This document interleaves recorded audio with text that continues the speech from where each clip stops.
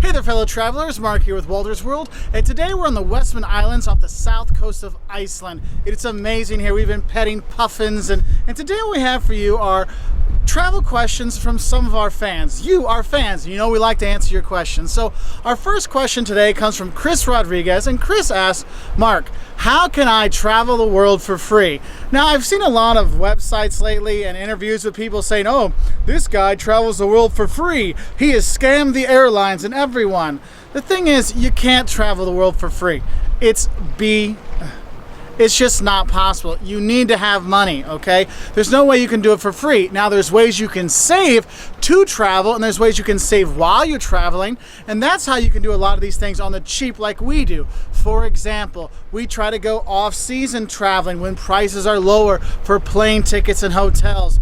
Also, we'll pack picnic lunches. So instead of spending, $80 for lunch here in Iceland, we go to the store and we spend maybe, $30 instead buying food there. And we find these little things that you can do to save money. Like if you go with friends, you can split the cost of hotel rooms and food. If you book early, you can get lower ticket prices, these kind of things. Trains in Europe, if you buy a few days in advance, sometimes they're up to 50% off.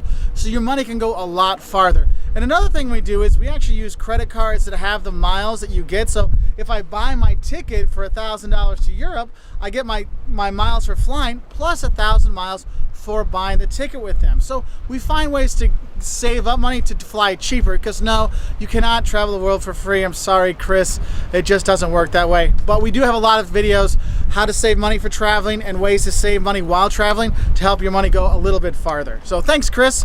Get in contact with me, I'll get you a t-shirt. Now our next question comes from D, because I can't pronounce his screen name, and D wants to know is, Mark, do you ever get tired of traveling? I'll be honest, no, I don't. I love traveling. But sometimes maybe I get a little weary, or I'd say I get like mini homesickness. So sometimes, I'll miss my bed, it's like, oh, I miss my comfortable bed at home. Or what's happened to me is when I used to live abroad, Halloween and Thanksgiving, I get a little homesick, but I never get tired of traveling. I always want to keep going. But yes, there are some times that I do miss home, and I do miss my bed, and I miss relaxing there and having some beers with my friends.